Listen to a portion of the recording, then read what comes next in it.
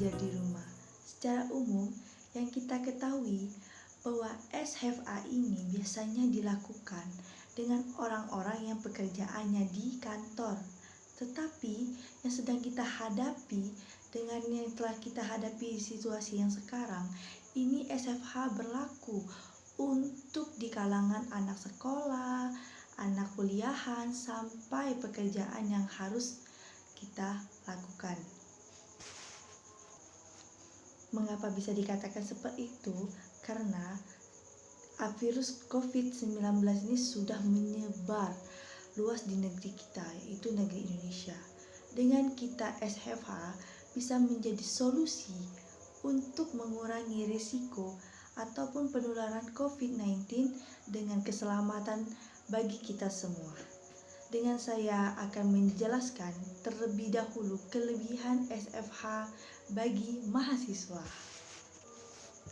Yang pertama, menghemat biaya bahan transportasi bagi mahasiswa, yaitu bisa dikatakan bagi mahasiswa yang jauh atau yang ngekos dari rumah yang ke kampus bisa menghemat biaya transportasi, dikarenakan agar uangnya bisa disimpan atau ditabung untuk pengeluarannya yang telah ditentukan. Kedua, itu fleksibel. Kuliah di rumah memang lebih fleksibel dalam mengerjakan tugas, bisa disebut juga kita bisa mengatur waktu dalam pelaksanaan kuliah tersebut. Jam kuliah kita pun tidak terpaku pada sistem jam 8 sampai jam 9 atau bisa dikatakan jam 9 sampai jam 6. Posisi duduk ataupun pakaian serta jam makan bisa diaturkan atau bisa disesuaikan dengan keinginan kita.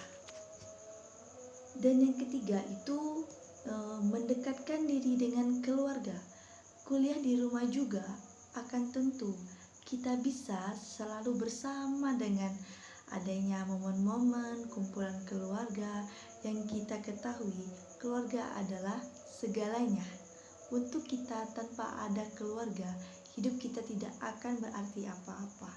Tetapi kita ketahui harus membatasi antara kumpulan dengan keluarga Anda dengan tugas kuliah Anda agar tidak akan mengganggukan waktu momen bersama keluarga Anda.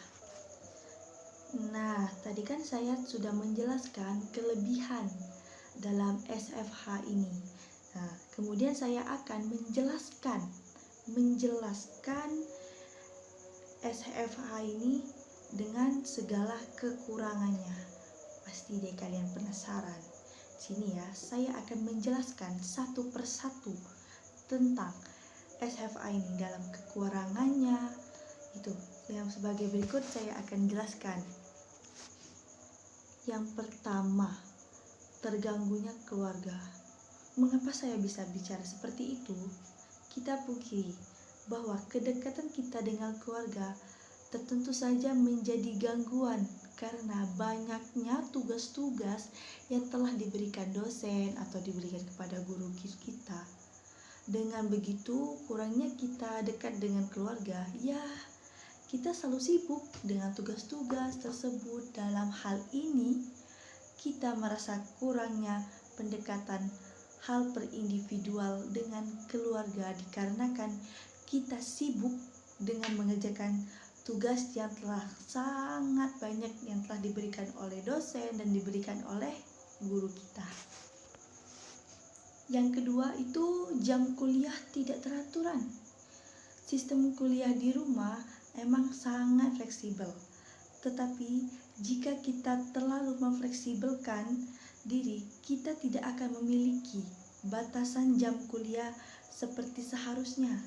Kita bisa saja terlalu memperingatkan atau memeringankan atau mementingkan kuliah di semua hari, tetapi di semua hari bisa dikategorikan dosen selalu memberikan tugas yang sangat berlebihan, sampai-sampai waktu istirahat pun kurang dikarenakan banyaknya sekali tugas-tugas. Dan yang ketiga itu kurangnya termotivasi kuliah. Setelah berbicara keuntungan studi from home, kali ini kita harus tahu kerugian bisa saja ditimbulkan. Salah satunya adalah kita bisa kehilangan motivasi dalam kuliah. Mengapa saya bisa bicara seperti itu? Cukup beragam, misalnya suasana kelas kuliah yang seperti yang tidak selalu diharapkan. Yang selalu diharapkan misalkan kita bisa berbicara dengan berinteraksi dengan teman-teman dengan baik, dengan kita melakukan studi di luar rumah, yaitu dengan kita harus mengetahui ruang lingkup yang sangat luas, dan kita bisa berbagi dan kita bisa memberi, ataupun bisa dikatakan ilmu yang telah kita dapat itu lebih luas dengan kita tidak melakukan studi from home. Keempat, itu saya kategorikan biaya internet yang sangat membengkak. Mengapa saya katakan seperti itu? Karena saya kurangnya fasilitas untuk mendapatkan internet dikarenakan sering membeli paket, dan sinyal pun terkadang agak goyang-goyang ya, dikarenakan kita ini diamnya bukan di perkotaan, yaitu di perkampungan. Kalian bisa bayangin kan kalau diam di perkampungan itu seperti apa dan bagaimana sinyal yang telah kita dapatkan. Terkadang kita ini ya studi from home, bisa dikatakan emang sih banyak juga keuntungan, banyak juga kerugian yang telah kita dapatkan. Tetapi terkadang itu sinyal itu kurang. Ya kurang dalam artinya kita tidak bisa, seandainya ini ya kita memakai aplikasi Zoom yang video itu sama dosen-dosen, terkadang sinyal itu ke gitu loh, dikarenakan itu sinyalnya kurang banget sinyalnya itu. Nah, saya akan menjelaskan SHFA untuk anak-anak sekolah. Seperti kita ketahui ya, anak-anak sekolah itu ya yang masih SD itu tidak tahu ya bagaimana dia belajar itu seperti apa. Terkadang orang tua juga tidak mengetahui bahwa anak itu belajarnya yang seperti apa, dikarenakan mereka dengan sibuk dengan pekerjaannya. SFA ini juga bisa ya dikategorikan untuk memandirikan anak dalam belajar di rumah. Tetapi yang terkadang bagaimana kita menanggapi jika anak-anaknya kurang perhatian dari orang tua? Ya bisa dikategorikan dengan orang tuanya sibuk di lingkupan pekerjaannya. Banyak sekali ya contoh-contohnya. Minimnya pengetahuan anak-anak. Jika juga bisa dikategorikan, mereka sering loh diberi tugas sama gurunya, terus selesai diberi tugas sudah pergi main terus. Dan minim dengan halnya seperti itu, anak-anak jadinya malas belajar karena tidak ada tuntunan atau dukungan dari orang tuanya dalam mengajarkan anak-anaknya di rumah. Mungkin kita bisa lihat ya, kebanyakan jikalau ada anak-anak yang dikategorikan itu kurang menanggapi dalam hal namanya belajar. Di situ kita bisa melihat anak-anak yang minim dalam menanggapi pembelajaran itu sangat sulit loh menerima materi yang telah diberikan oleh gurunya. Bagaimana sih kita sebagai pendidik ataupun calon pendidik agar bisa menerapkan bahwa anak-anak juga yang di rumah di SHFH itu bisa belajar dengan baik?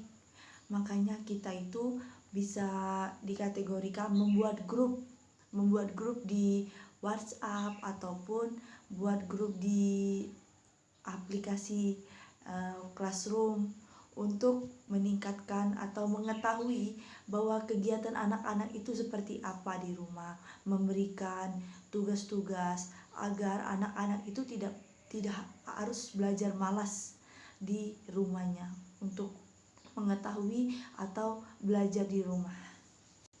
Teman-teman, sekian ya atas penjelasan yang saya lakukan ini. Bila ada yang kurang ataupun tidak jelas yang saya bacot-bacot ini ya. Saya mohon maaf dan saya minta mohon ampun. Demikian video yang saya berikan. Wassalamualaikum warahmatullahi wabarakatuh.